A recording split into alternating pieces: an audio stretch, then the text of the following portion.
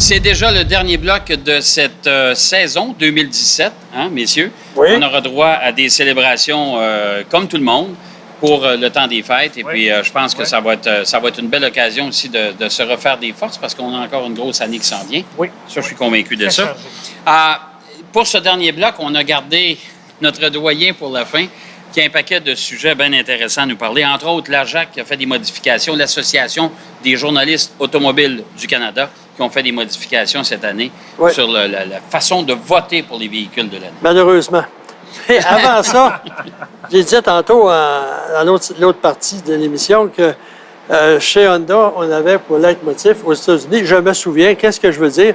Et ça, moi, j'ai jamais entendu parler de ça. Ils ont engagé 500 personnes au cours de l'année 2017 pour essayer de retrouver les Honda 2002-2003, je crois, dont les coussins gonflables défectueux, qui ont tué bien des gens, n'ont pas encore été remplacés. Là, on a une escouade de gens avec la liste des propriétaires, parce que c'est une voiture quand même qui a, 14-15 ans, il y en a. Ça fait qu'à ce moment-là, ça a été probablement changé de propriétaire une ou deux fois. Puis quand c'est arrivé, le rappel, probablement que c'est le deuxième propriétaire, puis ça ne s'est pas rendu à destination. Puis celui qui avait vendu l'auto, il a dû prendre ça, mettre ça dans la vidange. Donc, les gens font le tour des places, ils laissent des cartons s'ils ne peuvent pas les rejoindre. Même, ils attendent parfois que la personne arrive, puis là, ils s'organisent. Je crois qu'on a même des techniciens qui les suivent. C'est pas bien compliqué à changer. Ça, là, le coussin gonflable, c'est une unité avec des fils. On débranche les fils, puis on met un coussin là, sécuritaire.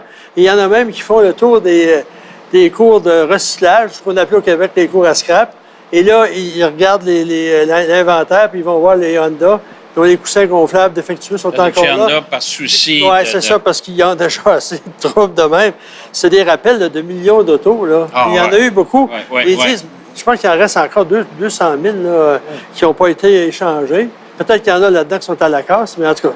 Mais ils veulent savoir où ils sont. Ils veulent les remplacer, surtout. Ils veulent contacter les gens. C'est quand même assez inhabituel. Contrairement comme à Ford, là, qui ont eu des problèmes, puis ils ont dit « Oh, c'est pas grave. » Les policiers là, qui étaient intoxiqués par le monoxyde de carbone, ils ont dit « Oh, vous avez fait des modifications à l'auto, puis ça rentre, on n'est pas responsable. » C'est pas tout à fait la même attitude. OK. Alors, ça, c'est du côté d'Honda. Mais si on revient à l'association... À la JAC, oui. La JAC, avant, ce qu'on appelait le Test Fest, le Festival des essais. Chaque année, on y allait. Toi, tu as déjà été impliqué dans l'organisation. Et là, on y allait par catégorie, grosse voiture de luxe, grosse voiture normale, petite voiture, petit VUS, etc. Et les constructeurs payaient le gros prix pour aller à ça. Et quand tu payes comme 60 000 par auto, tu en as 10 et tu gagnes rien, peut-être la première année, ça passe. La deuxième année, ça passe de travers, puis la troisième, ça passe pas. Ça fait que les constructeurs, ils ont dit, vous venez, les gens, ça nous coûte une fortune. Des fois, je ne veux pas dire ce qu'ils ont pensé, là, mais ils ne voulaient pas revenir. Fait que là, on a fait un arrêt monumental. Il y avait un comité d'organisation qui gérait tout ça. L'exécutif a dit non, c'est nous autres qui s'en occupent. Et là, il est venu une espèce de vague à l'ombre. J'ai essayé d'avoir des informations, puis il dit ben là, essaye les chars, puis vote. Là, tu regardes ça. Il y avait un côté, il demandait même le numéro de licence, le type de moteur, puis la URL, où ça avait passé, l'identification. Hey. Puis là, il disait vote sur tout ce que tu as essayé. Ouais. Et quand tu en essayes, mettons, comme 1,5 par semaine, là, ça en fait des votes, ça, si tu veux voter comme il faut. Puis maintenant, le Test Fest au Festival des essais, c'est la même chose, mais là, les constructeurs amènent les véhicules qu'ils veulent. Et tu votes pas nécessairement sur les nouveaux véhicules. Ça peut aider des constructeurs comme Mazda, par exemple, avec la Mazda 3, qui est toujours dans le coup. Mais si c'est une année plus faible, en fait, véhicule, il peut se ramasser comme véhicule meilleur de sa catégorie. Oui, ça a fait un changement radical. Puis là, on a voté, le deadline, c'était le 30 novembre. Puis là, on va attendre les résultats, mais c'est vraiment, il y en a qui n'ont pas voté. Puis moi, au début, je me sentais coupable. Là, je parle à un de mes confrères qui est super zélé pour je n'ai pas commencé. Ouais, OK. Puis ça arrive que, pauvres autres, puis tout le monde a dû voter la dernière semaine. Ils vont avoir... Bien, il n'y avait pas beaucoup de monde qui avait voté justement la dernière semaine. Et il y a encore beaucoup de monde qui n'ont pas eu, qui ont passé carrément tout droit. Oui, puis en plus, le président nous a envoyé une lettre de menace, quasiment avec plein de fautes de français. Dans un français assez c'est assez. Moi, je veux dire, peut-être avant d'envoyer de quoi, là, tu peux écrire des bêtises si tu veux, nous adresser des bêtises, mais au moins mets-le en français. Mais il faut dire que le nouvel exécutif, il n'y a pas grand monde qui vient du Québec. Il n'y a pas grand monde qui vient du Québec. Il y en a un qui vient du Québec seulement. C'est ça. Ça, on verra ce que ça va donner l'année prochaine, mais je pense qu'il va y avoir quand même beaucoup de ça va brosser, ça va continuer à avoir des vibrations. Sophistication électronique des véhicules. Maintenant, on tente de construire des véhicules qui pensent pour nous. Ouais. Ils t'avertissent qu'il y a quelqu'un derrière toi, devant, À un moment donné, la semaine dernière, j'avais le Chevrolet Traverse. À un moment donné, il y avait une barre rouge qui traversait ça veut dire que j'étais trop proche ou il pensait que j'étais pour. Puis là, quand tu rentres dans ta cour, puis il y a une headset, là, c'est un obstacle. Ça fait toutes les bipis. Puis même quand je suis arrivé ici avec la Mercedes, classe A coupée, juste rentrer ici, c'est plein de poteaux, là, ça bipait de tout bord, de côté. Mais les gens, moi, j'aimerais savoir combien de gens tirent parti de toute cette sophistication-là. Il y en a beaucoup, moi, j'ai parlé à des gens, ils ne comprennent rien, ils ne veulent rien savoir. Puis plus l'auto est chère, plus elle est sophistiquée, mais pour avoir l'argent... Il y a des sensors, plus il y a des détecteurs, puis plus l'hiver qui s'en vient pour boucher des détecteurs. Il y a plus d'acheteurs maintenant qui sont un peu plus vieux que les gens, puis qui ont, au niveau électronique, disons que ça ne les intéresse pas. Fait que là, ils ont acheté le nom, le Prestige. La voiture va bien, mais pour le reste, là, que moi, en venant, j'ai essayé de changer la ventilation. Puis là, c'était dangereux. Là, je roulais. Fait que là, je dis, parce que toutes les fois que je mettais menu, puis ça arrivait avec climatisation, là, j'ai tourné le gros bouton. Je me ramassais à 95.1, Radio-Canada première. C'est pas ça que je voulais. Ça, c'était pour la ventilation. Oui, c'est ça. Mais il y a un écran de 12 pouces qui est énorme. Puis maintenant, les tableaux de bord, c'est plus des cadrans, c'est des écrans, eux aussi. Je pense que c'est Audi qui était un des premiers à faire ça. Ouais. C'est très beau. Puis une fois qu'on sait comment ça fonctionne, le thinking derrière ça. Puis chaque constructeur, ils n'ont pas le même thinking. C'est ça le problème. C'est ça le problème. Et vu qu'on change d'auto à toutes les semaines, des fois, c'est ça le thinking qui se fait maganer pas mal. Nous autres, on a un peu de problème avec ça. Dernier sujet, Denis, pour clore 2017, les Suisses qui testent des voitures électriques. Les Suisses, vous savez, ils sont rigoureux. Oui. Puis le Touring Club Suisse, c'est pas des rigolos quand ils font de quoi. Incidemment, l'évaluation des pneus, vous allez à tcs.he, je crois, ou .com, là. Il y a des évaluations faites en Suisse, là, ils font ça la nuit pour pas avoir les mêmes conditions. Les autres, ils ont essayé la Renault Zoe, zéro, ça veut dire zéro émission, quelque chose de même. Ensuite, la Ampera, qui est la Chevrolet Bolt, puis la Nissan Leaf, qui était l'ancien modèle. Il s'en vient un nouveau modèle. Mais si on regarde, à part d'avoir pas changé grand-chose au niveau à part du look, là, la Leaf. C'est ça. Ben moi, j'étais déçu, je m'attendais à 400 km d'autonomie. Non, mais c'est pas le cas. Il paraît que ça va venir. Ça va venir dans la prochaine... C'est ça. Ça fait penser, ils sont comme le crédit social, eux autres. Mais c'est des promesses, des promesses. Mais eux, dans les conditions d'utilisation normale, ils ont même mis des poids pour simuler des passagers. Ils disent que ça fait, mettons, 200 km. Ça en fait plus 140 ou 130 que 200.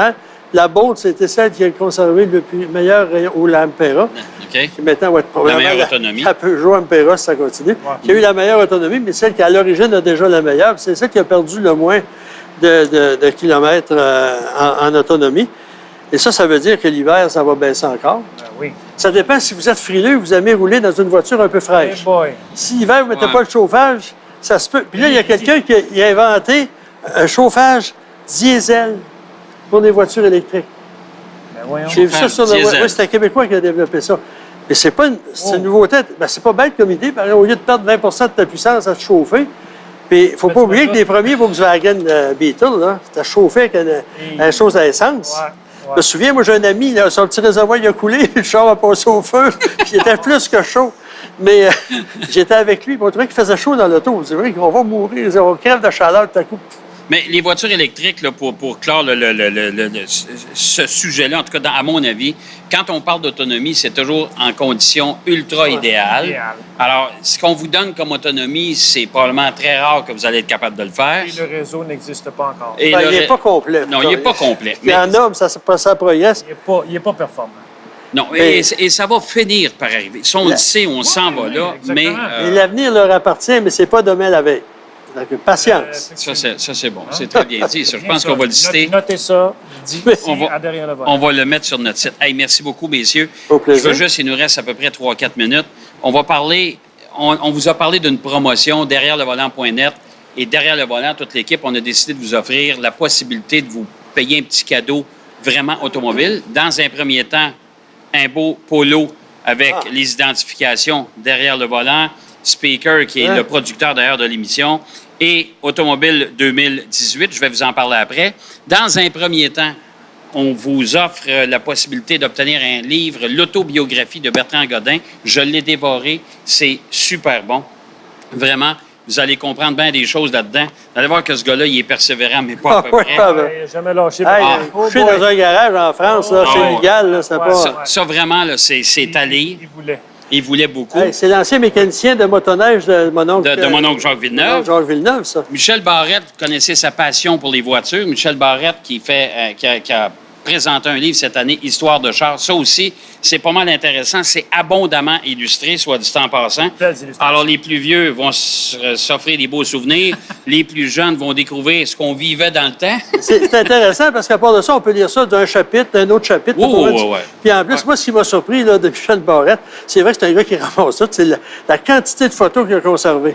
Parce que tu sais, quand tu es ado, là, tu le vois là-dedans adolescent, c'est rare que tu veux te faire regarder des photos. Tout à fait. Tu ne peux pas t'accuser d'être un kid Kodak. Le dernier, ça, c'est un magazine annuel, 11e édition. Cette année, Denis et Pierrot et Simon Dionvien, qu'on va découvrir en cours d'année prochaine. Pour les gens qui nous suivent déjà depuis quelques années, vous le connaissez bien. On a réalisé le magazine automobile 2018. Le magazine, c'est un guide d'achat, c'est une référence où tous les modèles, 230 modèles vendus au Canada sont répertoriés là-dedans avec une courte fiche technique et un court texte, une appréciation, les pour, les contre. Et on a, si c'est des voitures hybrides, rechargeables, etc., on a des mentions spéciales. Comme dirait l'autre, un excellent accessoire pour votre salle de bain. Exactement. Non, mais en plus de ça, c'est vrai que c'est un guide d'achat qui est hyper intéressant. Et vous allez voir, c'est facile à reconnaître en kiosque. Vous allez voir la binette de notre ami Denis ici, de Pierrot, de Simon et de moi-même. J'ai l'air d'un gars en phase terminale là-dessus. Quelle belle fin d'année. Ça aurait pu mettre un petit carré noir, ça aurait fait pareil. Messieurs, je vous souhaite de très joyeuses fêtes. Puis à tout le monde aussi. Et à tous nos auditeurs. À tout le monde, les gens de Derrière le volant. N'oubliez pas d'aller cliquer sur l'onglet concours, promotion. Vous allez voir, vous allez courir la chance. On a une couple d'ensemble comme ça à vous faire tirer. Vous savez, comme ils disent à la Maison-Blanche, hein? Regardez les boules dans le sapin et les deux mains sur le volant. Je vous souhaite de joyeuses fêtes à tout le monde. Et puis, on se retrouve à la mi-janvier pour une autre saison de Derrière le volant. Salut.